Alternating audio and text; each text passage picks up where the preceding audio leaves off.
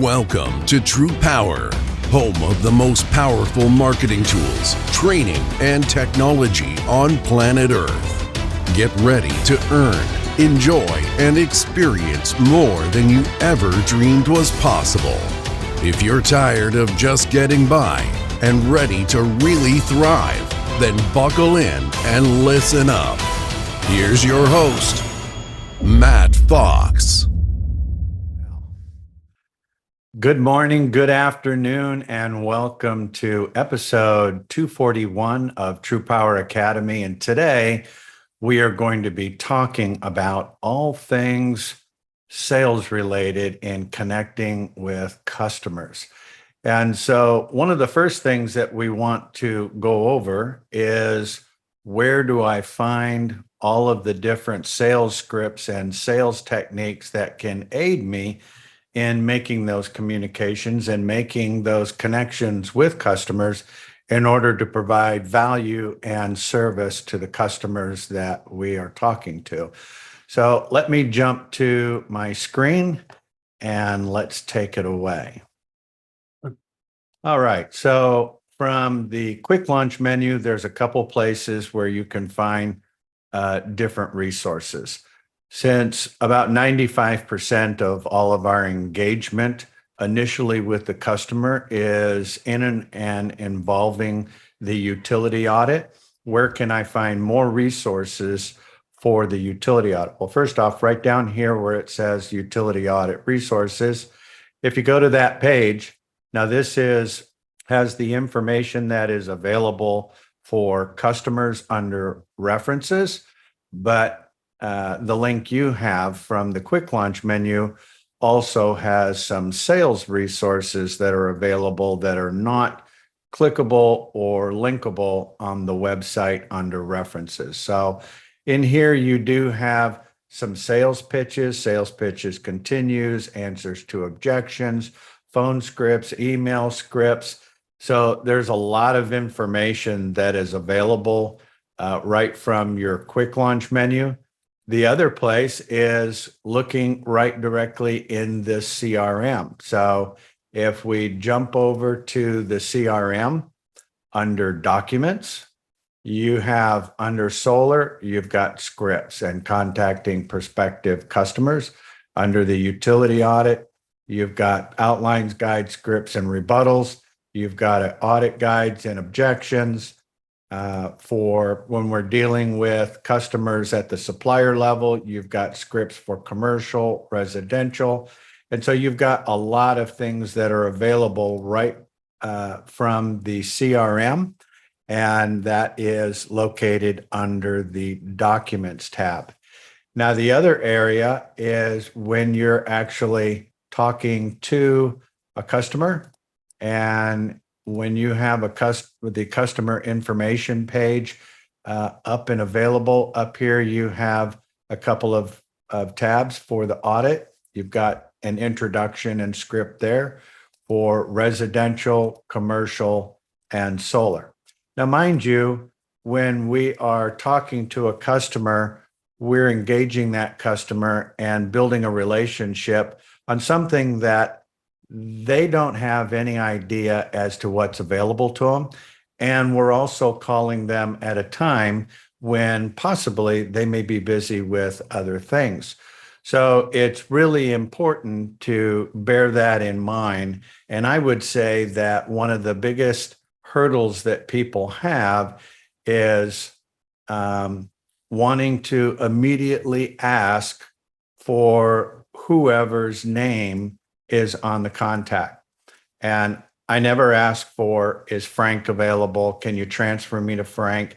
You will never, ever see on any of the outlines or scripts, hello, my name is Matt Fox with TruPowur. Can you transfer me to John Doe or Mary Cotton Britches? It's always going to be a very direct process in finding out, first off, who should I be talking to? Now, having said that, I may ask where who the individual is that controls the cost of handling the utilities or the profitability of the company. Pause. Is that still Frank?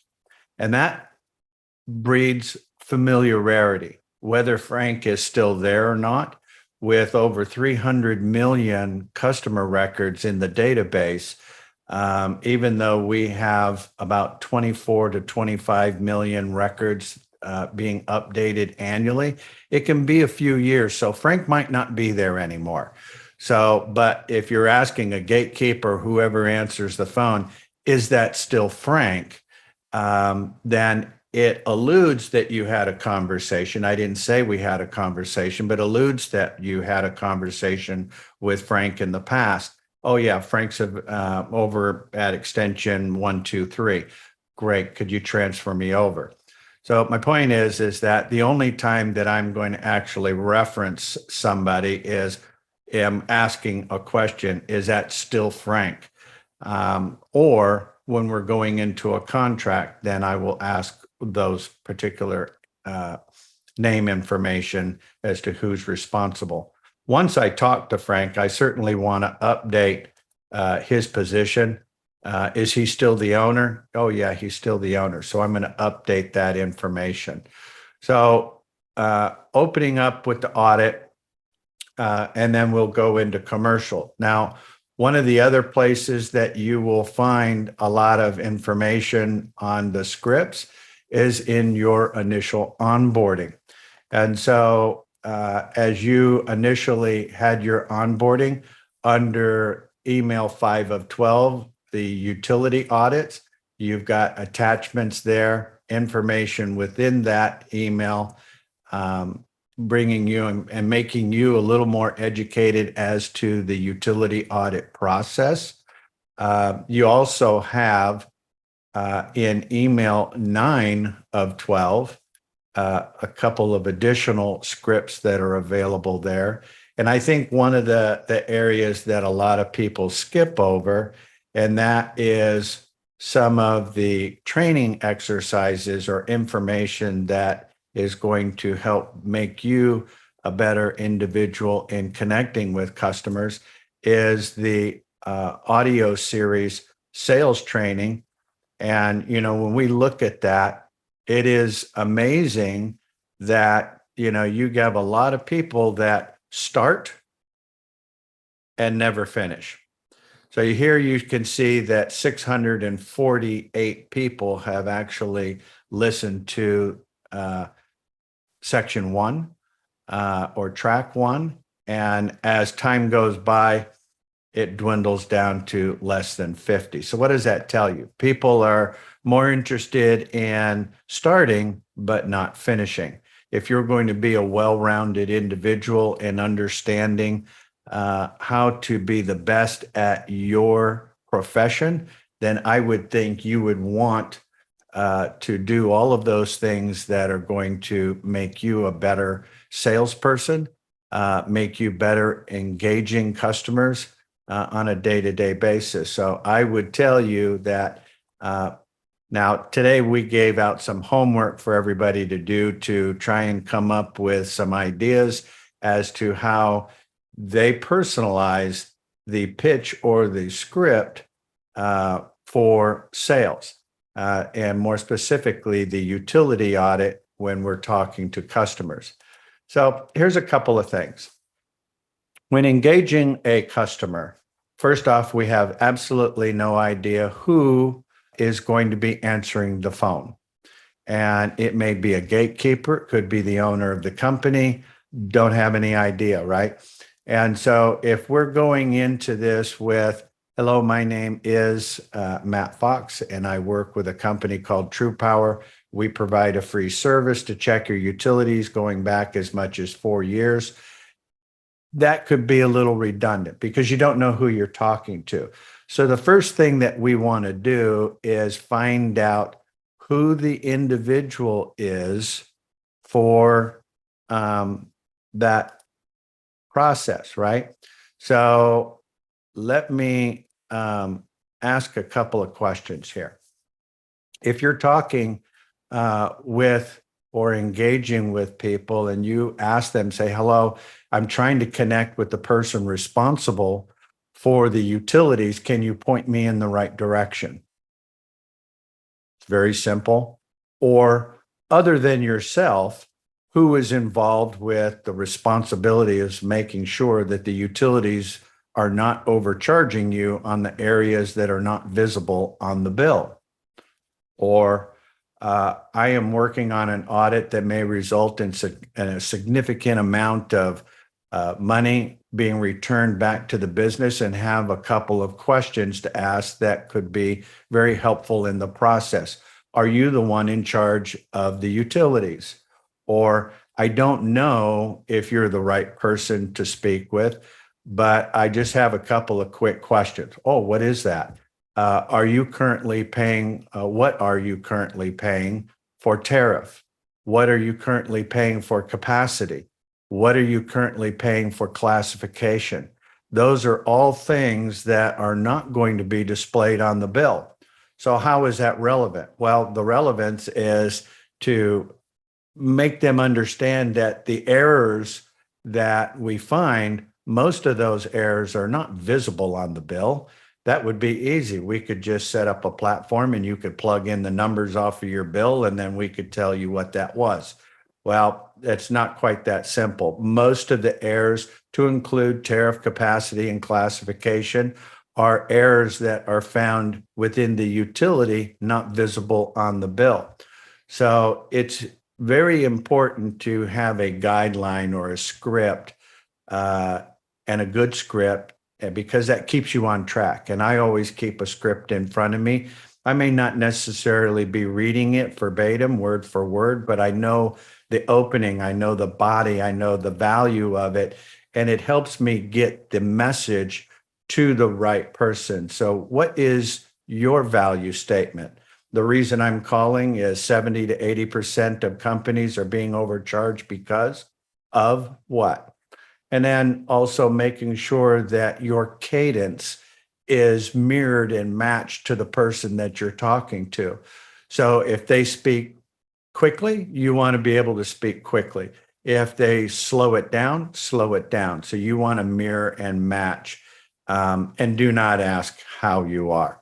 If you're going to ask anything, I would probably ask somebody, good day to you. In other words, I say that in a question format to elicit a positive response, right?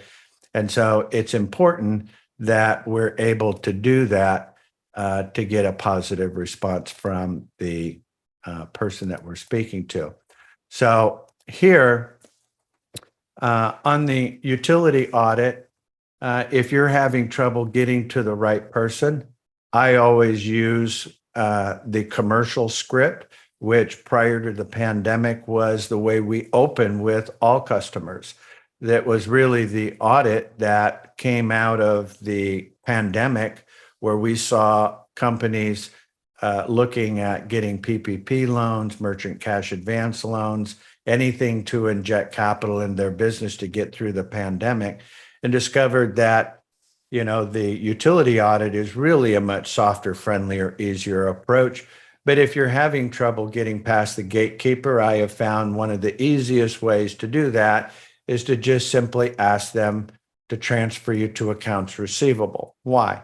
Well, accounts receivable does not pay the bills.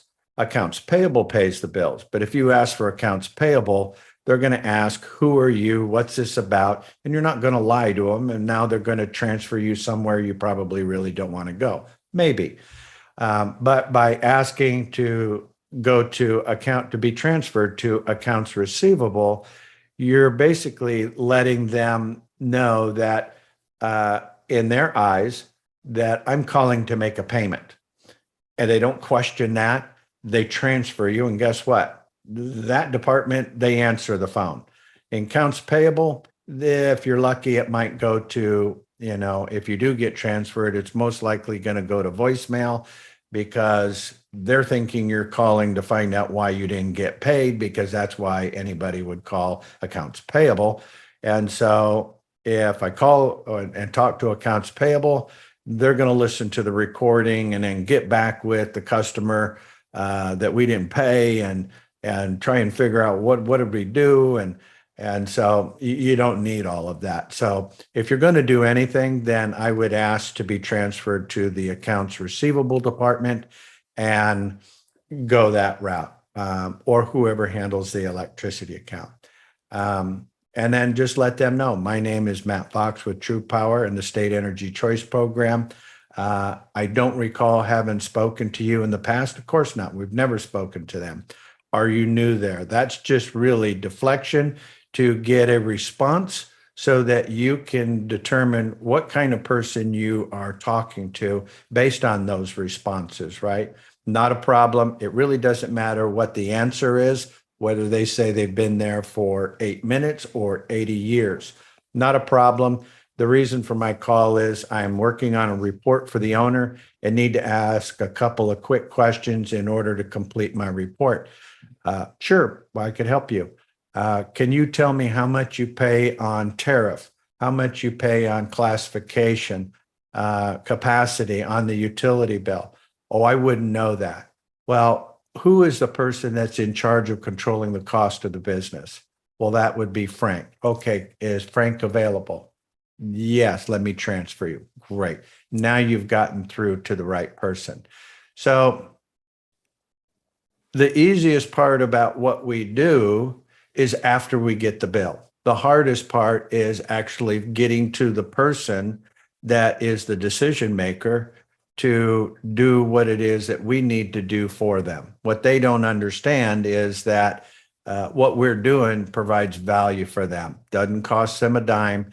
It's 100% risk-free. So, people say, well, I'm not interested. That's why I'm calling. What do you mean? Well, if you were interested, you would have called me. So that's why I'm calling. So I don't ever let those things get in front of me so that I have issues with that. So I think that you have to learn to be a little more creative and be more assertive. And there's really only a couple of objections that a customer can throw at you or a gatekeeper can throw at you. And if you can't be the master of a couple of problems, then, maybe you need to be doing something else that is less engaging with people. But no matter what you do, you have to engage people when you're dealing with sales or a service or anything that is going to provide value for that customer. So I think that this is really important, and being able to provide value is getting to the correct people. So there's a lot of information, there's a lot of scripts, there's a lot of pitches, there's a lot of guides and outlines that can help you move the needle forward. And so I want to take a little break here and unmute everybody and go into a little bit of a Q&A as to where and what you have been presented with and what kind of things have you done to make those engagements easier for you. So, Keith. Yes. Tell me a little bit about your engagement, but tell me what some of your positives and negatives. In the beginning, I had a problem with getting without getting hung up on, and yeah. So a part of the problem I realized as I evaluated once I got off the phone was the fact that they didn't understand. I would get into my pitch. It wasn't a direct hang up, but it was once I had gotten into the pitch a ways. Oh yeah, we're not interested in boom. But what I began to take from that, they didn't understand my purpose for the call. So I had to clarify that and define it a little bit more. What has helped me is, I think one of your clues a couple of weeks ago, or it's been maybe longer than that, but anyway, I started throwing the word audit in there. In the beginning, I wasn't using the word audit at all. When I began to inject the word audit, I got attention, and I don't know, there was a different vibe from on the other end of the phone. Like, oh, this is important, yeah, I need to get you in there. So I started using that, and the reception was much better, and my connection with, the decision maker improved dramatically. Another thing I added while I was going along, because of the misunderstanding, I started injecting into the script. The audit goes back in your billing cycle, reviewing the bills that you have already paid. And I emphasize that the bills that you have already paid, and uncovers errors, discrepancies, and so forth. Right. When I injected that in there, the clarification, I could see that it really clarified it for people. They kind of said, "Oh, you're going back in my billing cycle. You're not going forward." So that just helped me. That's a personal thing that helped me not only connect, but to help me get beyond the receptionist. Well, you're absolutely right. And I think a lot of that has to do with cadence and slowing things down and emphasizing, and not sounding sales pitchy, right? And emphasizing that, this is something that you've already spent the money on. I'm calling about the erroneous overcharges from previous bills that are already been paid. Yes. That potentially may have substantial refunds coming back to you. It's 100% risk-free. And about 70 to 80% of the time, we find companies are being overcharged. And so it certainly doesn't hurt you. I think one of the other things also is really, putting a little bit of emphasis on the fact that most intelligent business owners like yourself typically want to have all of the facts and information in front of them to make an informed and intelligent decision. Making a decision prior to that, such as saying I'm not interested, is less than informed and certainly less than intelligent. We know that's not you. So the first step is for me to get my contact info to you, a little more information about the audit process so that you're comfortable with it and what you would need to do in order to facilitate that. A lot of the other fear factor might be, oh, I'm going to have to go and pull records and go back 4 years. Yes. We don't need to do that. All we need is one bill, preferably your most current, and we can pull everything from that. So we don't need you to go back into the archives and try and find all your bills for the past 4 years. We can take care of that. But there is some information on the bill that is instrumental in conducting the audit. And so we do need at least one copy of the most current. But you're absolutely right. I think making the emphasis on the fact that the audit goes back and looks at those areas of discrepancies going backwards on money that you've already spent. Now, Yes. the caveat or benefit of that is that if we recover $100,000, let's say, and that comes back to you, that also means that those errors are going to be fixed, which means moving forward for the next 4 years, that's $100,000 that you're not going to spend. So that's a $200,000 swing. Now, if $200,000 is not important to you, then I would love to send you an erroneous invoice, and maybe you could pay that too. And then just kind of chuckle a little bit because you know how ridiculous that sounds, right? And so being in a position where you're being overcharged and loving it and liking it, like, at the same level of paying an erroneous invoice that I could send to you, is preposterous, right? We don't want to do that. So you're absolutely right. Good points. Yeah, they're just to reemphasize maybe something you said. It's so critical, because when you begin to provide them the information, you have the decision maker. The first thing, one of the things that are coming, as you explain the process to them, what you're trying to accomplish, they're thinking, oh my God, I'm going to have to go back and all this paperwork. I don't have time for this, Keith. I tell you the truth. So I had to, you have to get in there. They teach you, one of the things that's so important is as you're engaging these people in the companies, they're teaching you how to talk. They're teaching you how to engage them.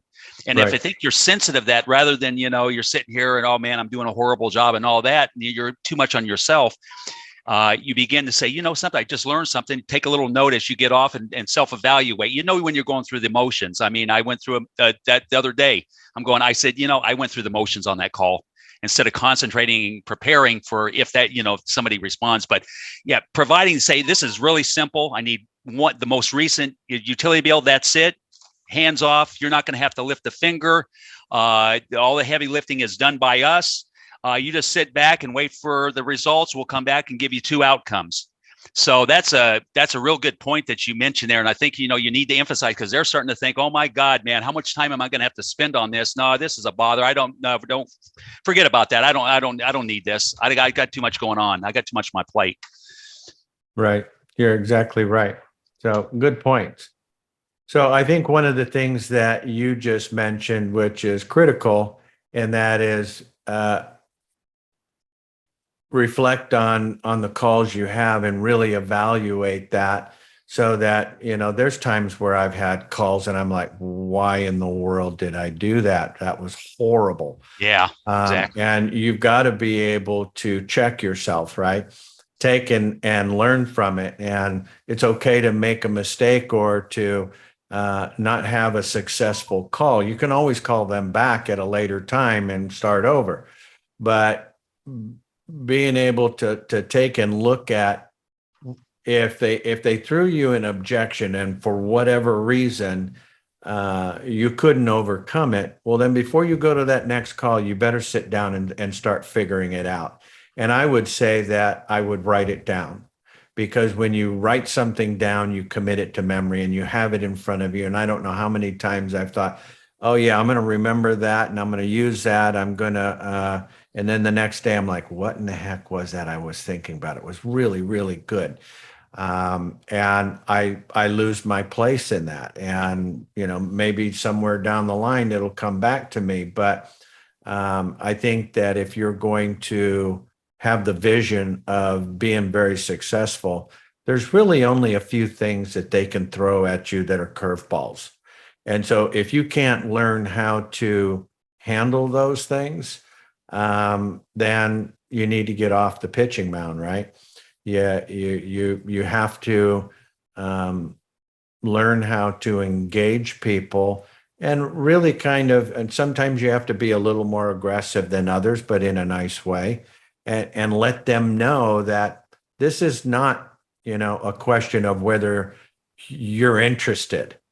Obviously, if you were interested, you would have called me. And the only reason I'm calling you right now is because it's so critical in timing to get this done in a time period where we can provide the greatest amount of impact. So letting them know that you're working on an audit that may result in significant amounts of money that is being returned to the business, and have a couple of questions to ask that could be very helpful in the processing. Are you the one in charge of that, or who else is involved in the responsibilities of making sure that those things are happening? So really good points there, Keith. Thank you. Thank everybody for spending some time this Saturday to go over some of those things. We had some good Q&A and some good thoughts there. And we will reconvene next week. Anyways, I appreciate everybody being here on the call today. You don't have to go home, but you can stay here. So have fun storming the castle. Bye now.